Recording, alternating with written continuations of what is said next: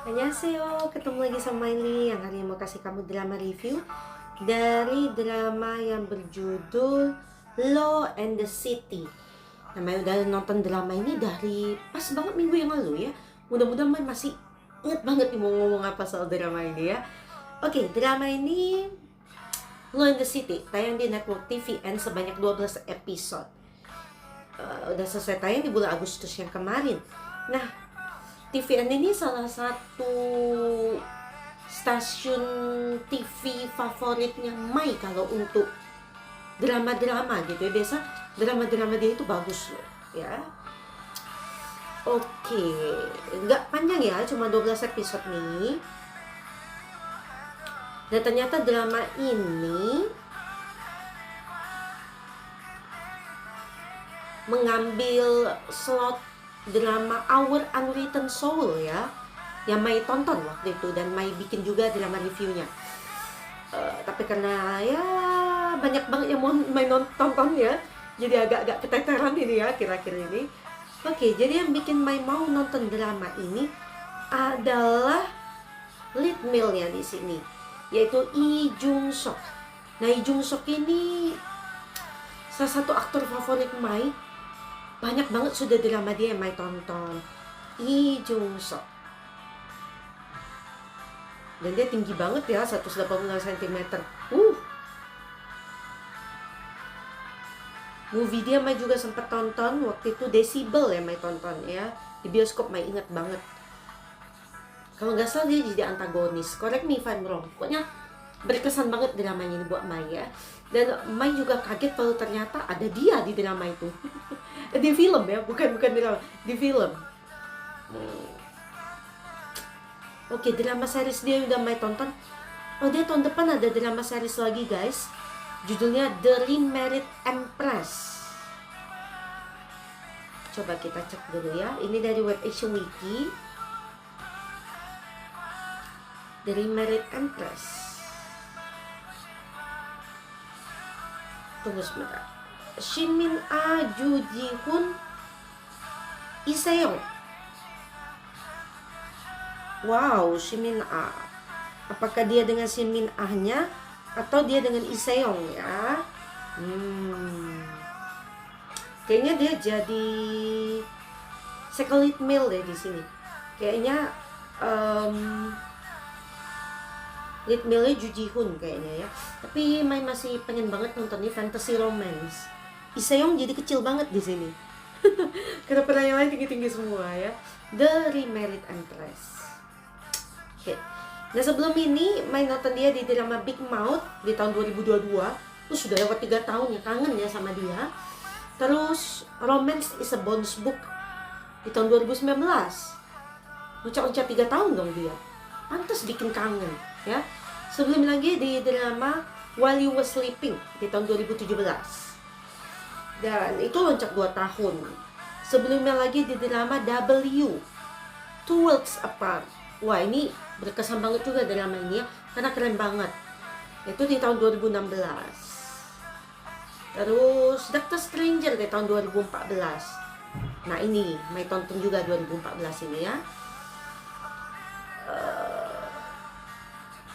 Dan pertama kali Mai nonton dia tuh di drama I Can Hear Your Voice sebenarnya di tahun 2013. Nah, dari semenjak itu Mai jadi hampir semua drama mengikuti dia ya, kecuali keloncat Pinocchio. Iya, keloncat Pinocchio aja berarti ya, waktu itu 1 kali. Setelah itu Mai ikuti semua drama dia. Kan memang dramanya Lee Jung Sok itu dia kayak aktor yang nggak pernah salah pilih skenario kalau menurut Mai. Keren banget. Nah, sedangkan lead female dia, Moon Ga-young, Mai nggak sadar ini sebenarnya Moon Ga-young. Karena Mai itu udah lama banget nggak ketemu dia ya.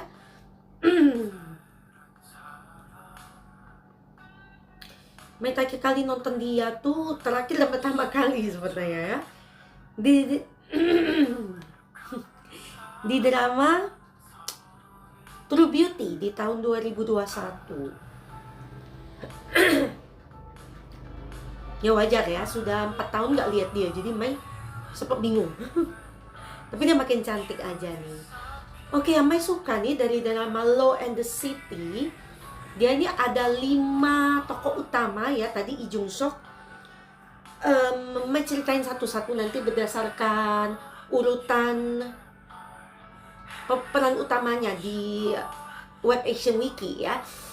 Nah, feel dari drama ini, vibe-nya dari drama ini kayak kamu kalau nonton Hospital Playlist. Kalau Mai kan nggak nonton Hospital Playlist, yang Mai nontonnya Resident Playbook. Nah, itu perasaannya agak sama. Kalau mereka adalah dokter-dokter magang gitu ya, dokter-dokter tahun magang tahun pertama, tahun kedua, kayak gitu ya. Nah, mereka ini bukan dokter, tapi semuanya adalah pengacara. Nah, ini yang menarik ya, dan vibe-nya itu kerasa mirip juga. Jadi mereka terdiri dari 5 orang yang kerja sebagai pengacara di law firm yang beda-beda ya, di firma hukum yang berbeda-beda. Tapi keempat firma hukum ini ada di satu gedung. Jadi lucu banget, gedungnya itu terdiri dari berapa lantai begitu, dan para firma hukum yang berbeda-beda nama ini semuanya menyewa gedung itu ya. Jadi ganti-ganti, mereka menyewa per lantai gitu, lantai berapa nanti firma hukum yang mana, firma hukum yang mana, seperti itu ya. Dan lantai 1 ada coffee shop ya. Menurut saya itu menarik. Nah, si Lee Jung Sok di sini berperan sebagai An Ju Hyung. An Ju Hyung ini adalah seorang pengacara yang udah bekerja lama banget, 10 tahun ya. Jadi dia sudah merasa pekerjaan dia sebagai pengacara itu kayak rutinitas aja. Kadang-kadang dia tampak begitu dingin karena tidak, di antara dia memang orangnya agak cuek, di antara dia memang udah bosen gitu ya, atau jadi rutinitas dia. Jadi dia kayak menjalankan segala sesuatunya itu sudah kayak robot ya. Ini seorang pengacara atau seorang robot gitu ya. Itu kesan yang Mai dapatkan. Dan sebenarnya di episode pertama itu buat Mai sulit banget dimengerti ya. Biasanya kayaknya karena switching drama. Jadi kayak gitu ya. Sebelum ini Mai nonton Jinny Make a Wish gitu kan. Jadi switching drama, dan juga episode 1 memang agak sulit dimengerti. Tapi setelah mulai episode 2 jadi semakin enak, dan dia menjadi sangat menarik dimulai episode 5 menurut Mai ya. Jadi si An Ju Hyung ini yang sudah bekerja selama 10 tahun, dia kalau dibilang kasus yang dia bela berhasil, dia juga datar banget ekspresinya. Gagal, dia juga datar banget. Bingung banget ya ini orang ya. Nah, tapi dia termasuk pengacara yang sukses. Jadi banyak banget kasus-kasus yang dia menangkan. Jadi keren banget ya. Memang kesannya agak dingin, tapi keren banget deh di sini ya.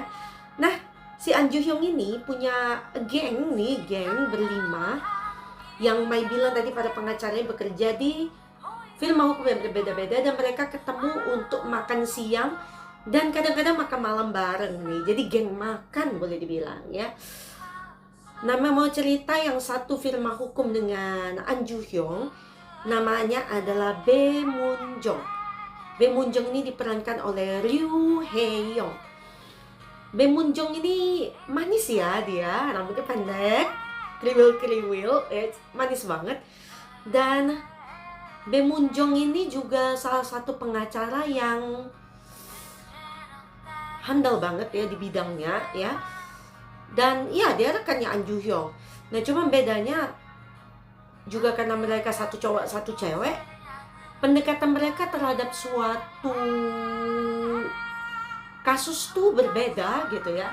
Tapi tidak jarang juga mereka saling bantu untuk menyelesaikan kasus. Nah, ini yang Mai suka nih dari geng mereka berlima. Mereka ketika ngumpul, mereka suka tanya-tanya, kamu gimana, dan mereka sering diskusi tentang kasus-kasus yang kadang berat buat mereka ya. Nah, itu yang Mai suka. Dan seperti yang Mai bilang tadi, geng makan siang, Mai suka banget lihat menu-menu makan siang mereka, makan malam. Pokoknya tiap menu makan mereka itu luar biasa banget, bisa bikin kamu lapar kayak Mai ya. Susah banget kalau nggak ngemil kalau lagi nonton drama ini, karena wah benar-benar akan memuaskan selera makan kamu kalau dari mata ya. Jajannya lewat mata aja kita guys. Makanya enak-enak, keren banget. Nah, si Bae Moon Jong ini juga punya ceritanya sendiri. Jadi selain dia memecahkan kasus-kasus ya, menurut Mike masalah dia yang paling utama adalah, ini mengandung spoiler dikit ya guys ya. Jadi si Bae Moon Jong ini kan menikah dengan temennya si An Ju Hyung. Jadi kayak dijodohin, tahu-tahu berjodoh gitu. Akhirnya mereka menikah. Dan si Bae Moon Jong ini masalahnya mulai muncul ketika dia hamil. Jadi masalah Bae Moon Jong ini lebih ke apakah akan melanjutkan bekerja sebagai pengacara, sebagai working mom, tapi ternyata di perusahaan dia itu tidak menyediakan libur hamil, cuti ya, cuti melahirkan gitu. Nah itu nggak ada. Jadi kira-kira pilihan apa yang akan dipilih Bae Moon Jong? Berhenti dari pekerjaannya, atau dia akan terus lanjut kerja sebagai working mom, tapi bayinya gimana gitu. Jadi jujur dia kayak sebenarnya agak nggak siap untuk jadi seorang ibu ya. Jadi dia deg-degan banget, dan dia pun khawatir kalau suaminya tidak bisa menerima bayi mereka.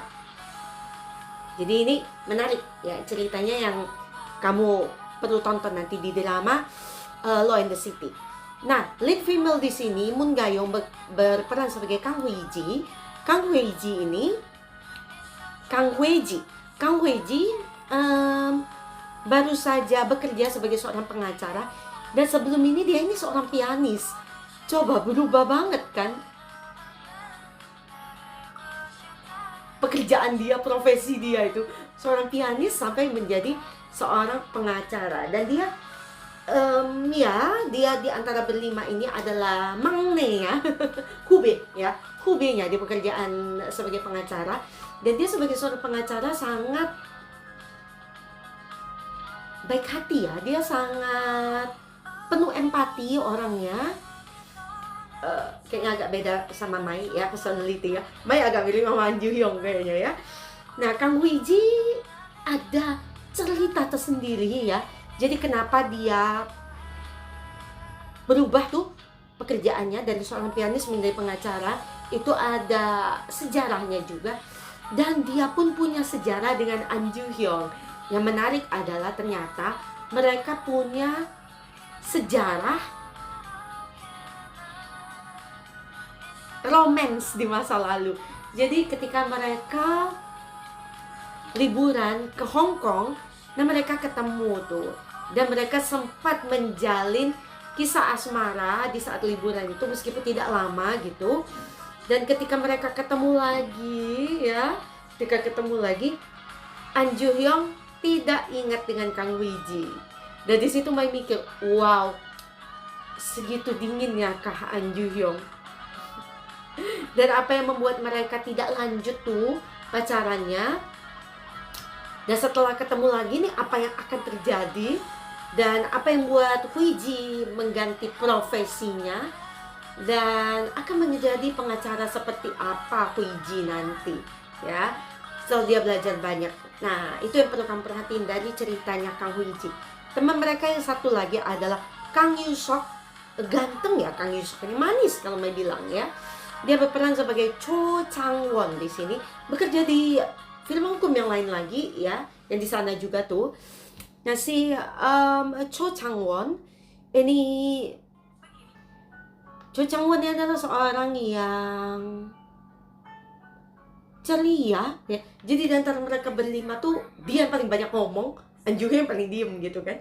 Dia paling banyak ngomong, tapi memang dia kelihatan banget yang paling peduli sama teman-temannya. Nah, ini di satu sisi yang Mai suka banget gitu ya. Meskipun dia sering dikecewakan gitu ya, sering diledek oleh teman-temannya, tapi dia tetap setia banget. Setia kawan dia tuh luar biasa gitu ya.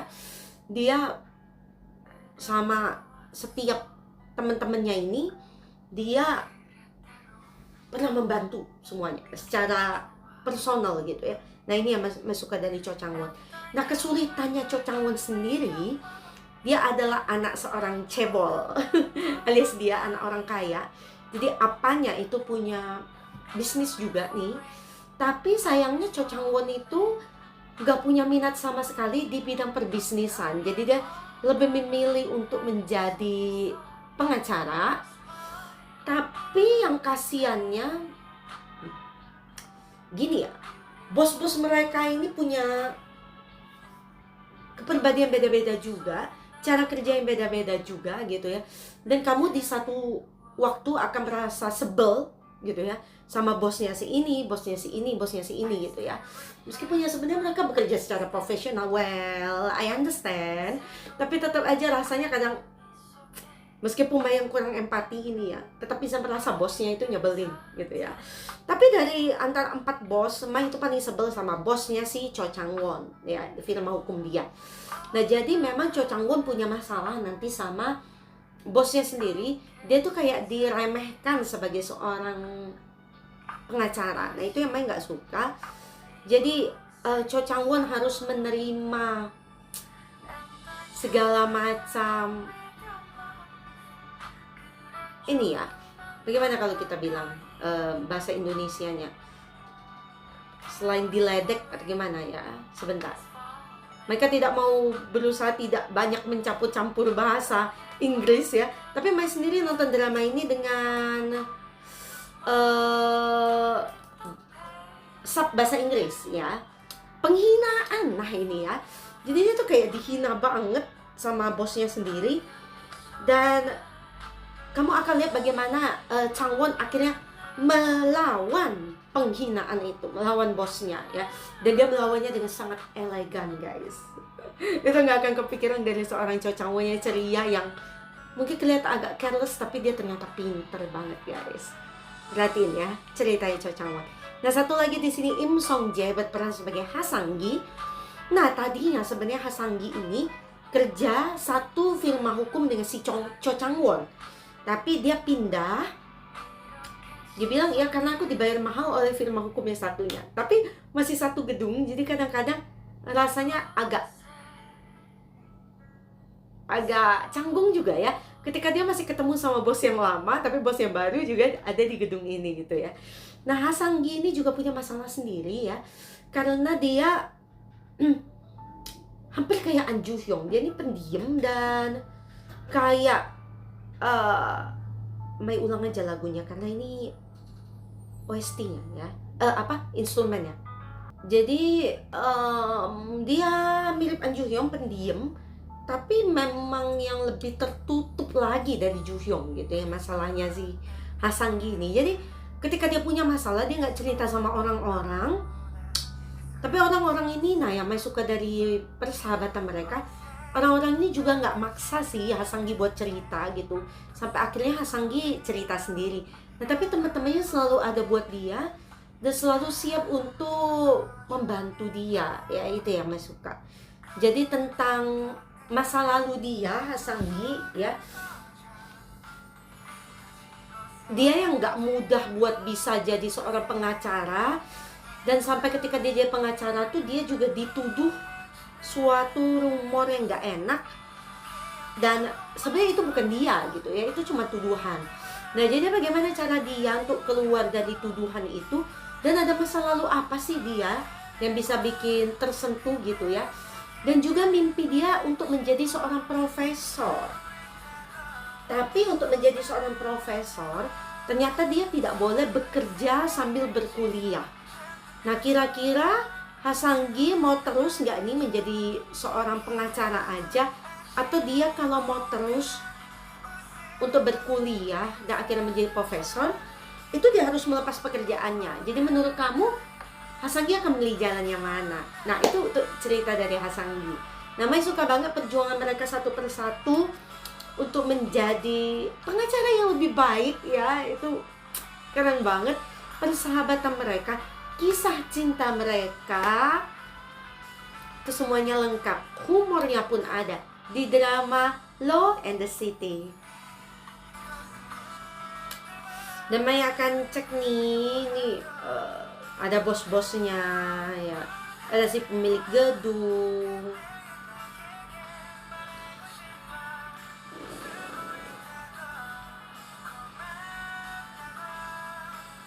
Banyak orang-orang lain, tapi sebenarnya paling penting yang itu ya. Dan juga ada keluarganya juga.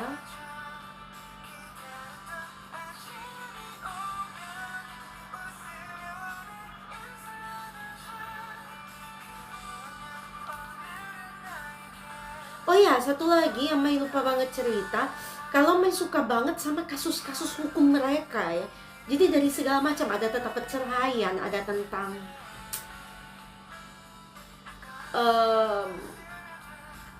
pembulian, ada perebutan tanah, mungkin segala macam kasus ya. Dan di sana membuat Mai itu merasa, wah, jadi pengacara kayaknya harus pinter banget nih. Mai sudah banyak banget nonton drama yang tentang pengacara, tapi baru sekali ini yang menurut Mai ngeklik banget, ngerasa kalau pengacara itu pastilah pinter banget ya. Dari mereka harus riset satu-satu gitu ya, menghadapi klien yang well. Dan jadi bukan hanya pekerjaan dokter aja. Selama ini kan Mai merasa kalau wah, jadi dokter tuh harus pinter banget. Dan drama ini membuat Mai sadar kalau jadi pengacara tuh harus pinter banget juga. Keren banget di drama ini. Kamu bisa rasain nih kalau kamu nonton drama ini. Kalau kamu tertarik sama bidang hukum, atau kamu pengacara ya, seorang yang bekerja di bidang hukum, nonton deh drama ini. Mai saranin banget ya. Nah, untuk episode ratingnya yang ada di Insin Wiki, startnya dari average 5% bisa dibilang ya. Ini Mai merata-ratakan dari nationwide, jadi satu negara ya di Korea dan juga di Seoul. Untuk tertingginya ada di episode terakhir guys. Jadi itu menunjukkan kalau drama ini mengalami peningkatan jumlah penonton, ya kan? Jadi dia tamat di episode 12 dengan rata-rata sebesar 8% ya. Jadi naik sekitar 3%, keren banget.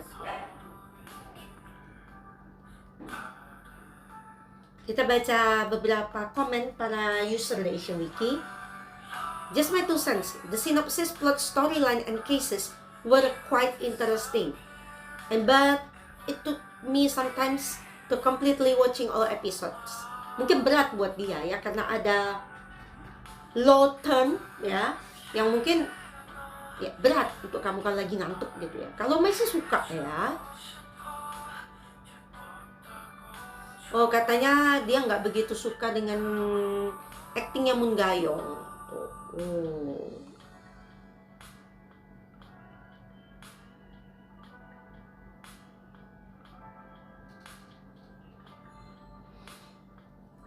Katanya memang vibe-nya mirip banget sama Hospital Playlist. I'm agree with you ya. Resident Playbook kalau yang mau tonton. Ratings ended up excellent. Very good cast and crew. From 4% range to almost 8. That's pretty good ratings when there's so much competition in K-drama land today. I'm agree with you. Looking for season 2. Oh ya, menarik ya. Menarik season 2 ya. Karena kamu harus nonton nanti An Ju Hyung. Mai nggak mau bilang ya. Pokoknya nanti kamu lihat ini apa yang akan terjadi pada An Ju Hyung. Nah, ini season 2, slice of life, friendship, romance gitu ya. Oke. Untuk di web Asian Wiki sendiri, drama ini mendapatkan rating sebesar 90. Itu tinggi ya. Oke, kita cek di tempat lain yuk. Tapi di IMDb sendiri ternyata drama ini nggak tinggi ratingnya, cuman 6,3. But why? Why? Nah, untuk di Google user mendapatkan 78%. Itu lumayan, ya itu lumayan. Kenapa di IMDb ya?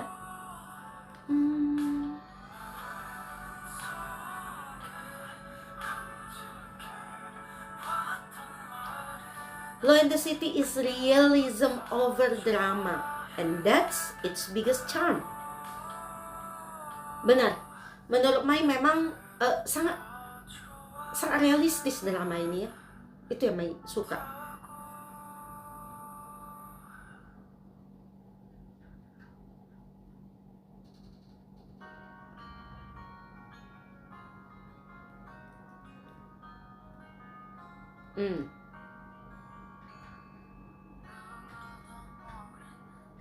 Oke.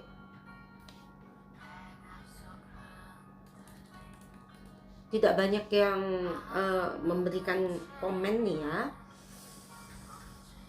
Oke, yang cukup menarik di IMDb agak rendah. Oh ya, di My Drama List tinggi ya, 7,9. Kayak lumayan, oke. Dan di Wiki sendiri tinggi, 9,1 dari 10. Itu tinggi, ya.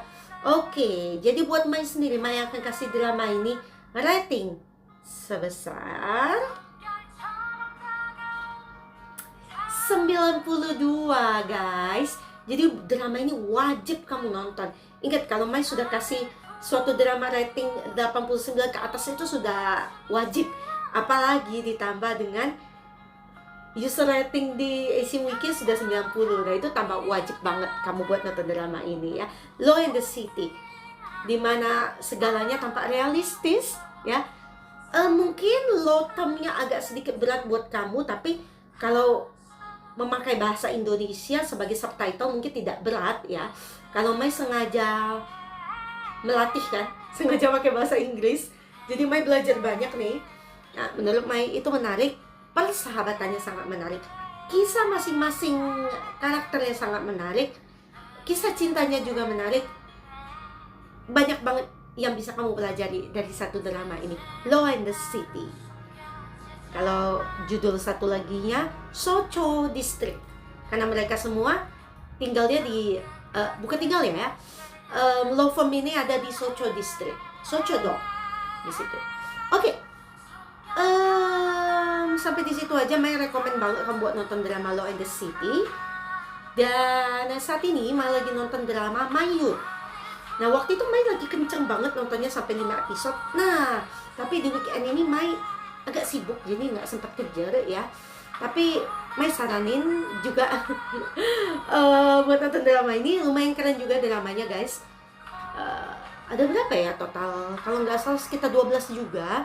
Doain Mai minggu depan bisa selesai nonton dramanya ya. Kalau nggak banyak sibuk lagi mungkin bisa agak lebih cepat. Tetap semangatin Mai, guys, untuk cepet nonton K-drama supaya cepat bisa kasih kamu reviewnya. Jangan lupa kamu sudah lihat drama review Mai, jangan lupa tinggalin jempol kamu supaya Mai makin semangat kalau lihat kamu mendukung drama review Mai. Jangan lupa tinggalin jempol kamu. Kamu bisa juga share link drama review Mai ke sesama K-drama lovers yang lainnya, karena Mai membahas berbagai macam drama, iya kan? Dan jangan lupa kamu subscribe ke channelnya Mai supaya nggak ketinggalan sama konten-konten yang akan Mai hadirkan. Kamu bisa connect sama Mai di sosial media Mai ya. Semuanya terintegrasi ke satu nama, ke satu username. Jadi kamu bisa temukan Mai di Instagram, di Thread, di X. Kalau sekarang Mai, kalau kamu punya Douyin ya, kamu bisa ketemu juga sama Mai. Tapi kalau itu kan aplikasi yang jarang banget ya ditemuin di Indonesia lah. Kamu bisa connect sama Mai juga di TikTok. Ya, TikTok, Instagram, Thread itu yang paling sering Mai buka. Tapi Mai punya X juga. Jadi kamu bisa cari Mai di satu username ini yang terintegrasi semuanya ya. Alright, tetap semangatin Mai, guys. Tinggalin jempol kamu and see you in the next K-drama review by Miley. Annyeong.